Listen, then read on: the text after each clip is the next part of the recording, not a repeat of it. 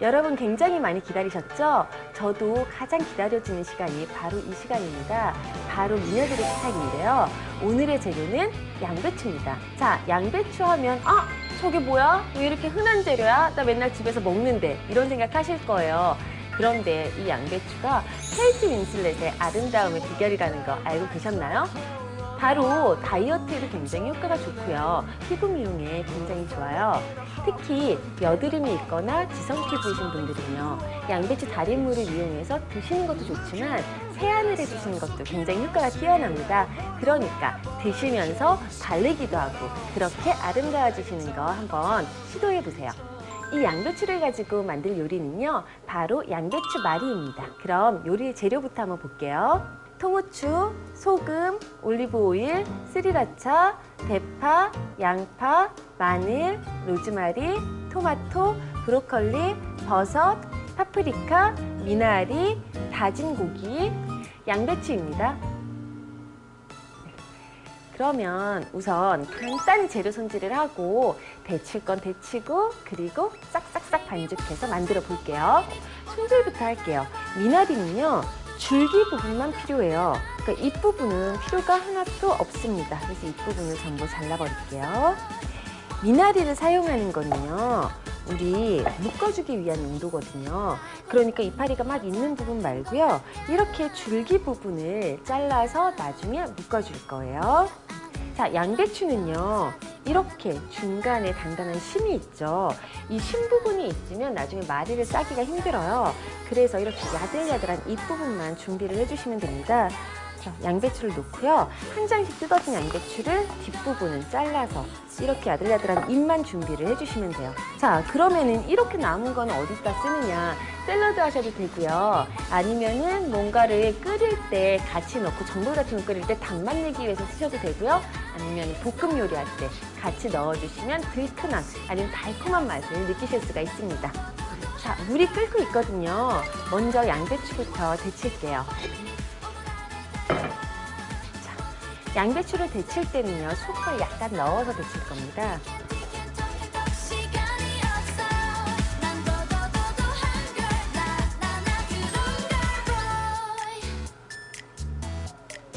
자, 이렇게 양배추가 데쳐지는 동안 다른 야채를 손질을 해볼게요. 우선 파프리카는 반으로 잘라주세요. 잘라주시는데 이 씨 부분하고 심 부분은 제거를 할 거예요. 여기 이 부분을요, 안으로 밀어 넣으셔도 되고요. 밖으로 당겨서 제거를 해주셔도 돼요. 자, 이렇게 손으로 살짝 당겨서 제거를 해주시고요. 그리고 안에 이 부분도 그냥 저는 손으로 제거할게요. 자, 이렇게 말끔하게 제거가 됐습니다.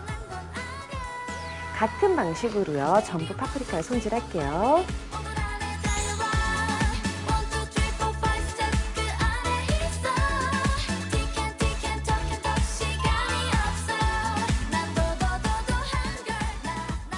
보시면 이렇게 다져졌어요.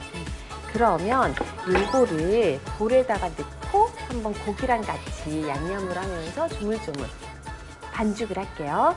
분량의 고기를 넣어 주시고요. 그리고 다져진 채소를 넣을게요.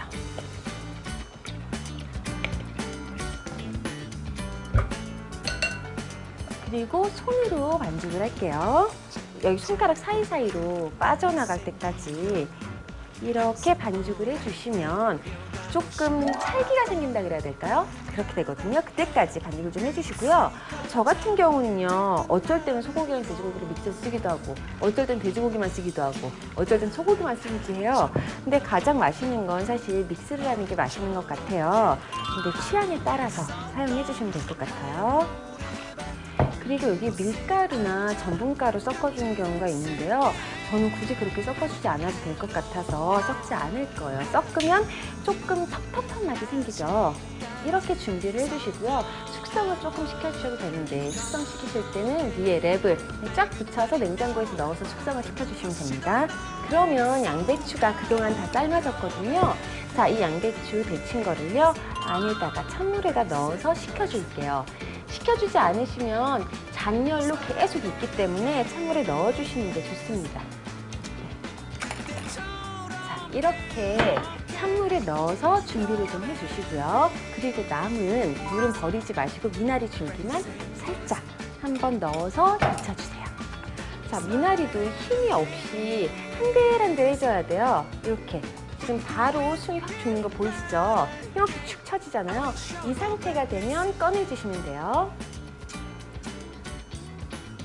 자, 마찬가지로 찬물에 넣어서 식혀주세요. 그리고 우리 이제 소스를 만들어 볼 겁니다. 제가 왜 지난번에 로제 파스타 할 때 그런 얘기 했었던 거 기억하시는지 모르겠어요.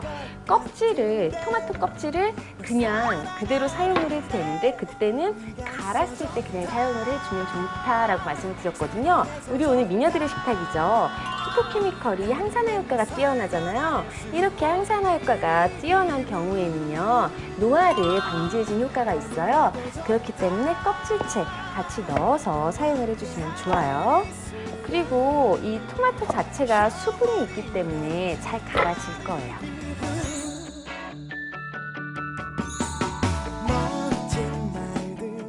이렇게 다 넣어주시고요. 그리고 소스 넣을게요. 스리라차 소스가 들어가면 좀 매운맛이 나거든요. 그래서 토마토 소스는 그냥 단맛만 있는데 스리라차 소스가 들어감으로써 매콤한 맛을 줄 거고요. 그 다음에 올리브 오일 넣을게요. 안에 로즈마리도 같이 넣어주세요. 그리고 소금 약간, 그리고 후추 약간, 그리고 마늘향. 넣어주시고요. 모두 함께 갈아버릴 겁니다.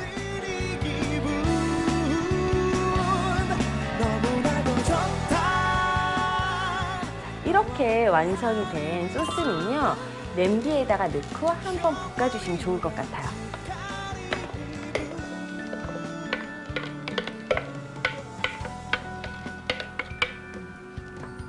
이렇게 볶아주시는데요.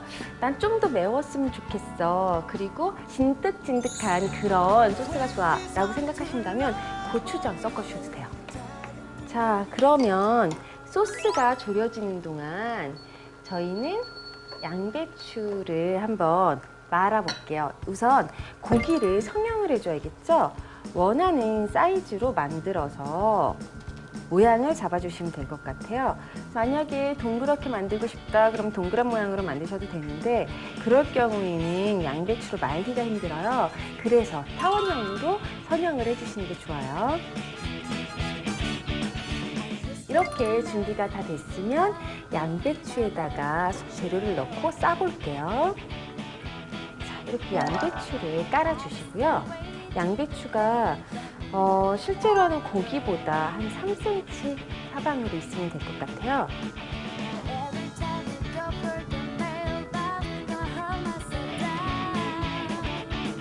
그래서 말아주시는 거죠. 그럼 이렇게 마리의 모양이 나오잖아요. 이 상태에서 미나리로 감싸줄 겁니다.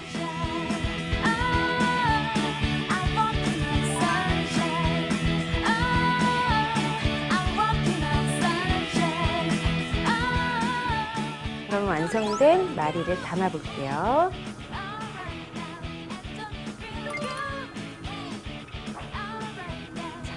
이렇게 양배추 마리를 모두 담아주시고요. 소스를 담을게요. 어차피 다 덮어질 거예요.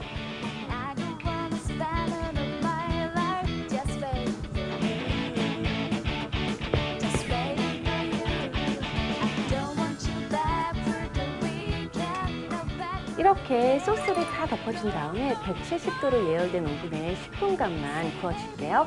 이미 다 익은 애들이고요. 최대 고기만 익으면 되기 때문에 오랜 시간 구우실 필요가 없어요. 지금 완성된 소리 혹시 들리셨어요? 저는 완성이 됐다고 하니까 가서 한번 빼볼게요. 자, 처음에 혹시 오븐에 들어갔을 때 기억하시는지 모르겠어요. 차이가 하나도 없고요. 안에 고기만 익었다고 생각을 하시면 될 것 같아요. 자, 이렇게 해서 완성을 해주시고요. 위에 파마산 치즈거든요. 뿌려주시고요. 그리고 아까 준비했었던 로즈마리 있죠? 로즈마리 한 줄기를 올려주세요. 자, 이렇게 해서 오늘 양배추 쌈을 완성해 봤습니다. 여러분도 가정에서 쉽게 냉장고에 있는 재료로 만들어 보세요.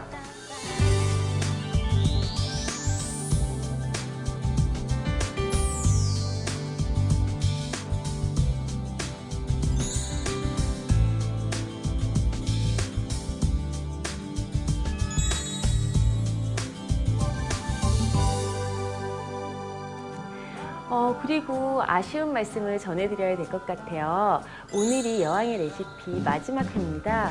저도 그동안 굉장히 즐거운 마음으로 촬영을 했는데요. 저랑 함께 하셨던 시간이 행복하고 즐거우셨으면 좋겠습니다. 다음에 기회가 되면 또 찾아올게요. 감사합니다.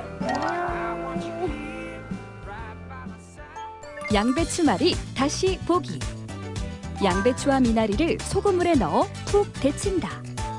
씨를 제거한 파프리카와 양파, 표고버섯을 믹서기에 넣어 갈아준다. 브로콜리를 데친 후 미리 갈았던 채소와 같이 갈아준다. 볼에 손질한 채소와 다진 쇠고기를 넣어 반죽한다.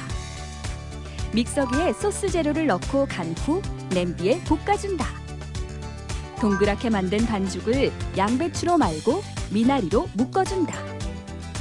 용기에 양배추말이를 담고 위에 소스를 뿌려준 뒤 오븐에 익혀주면 완성된다.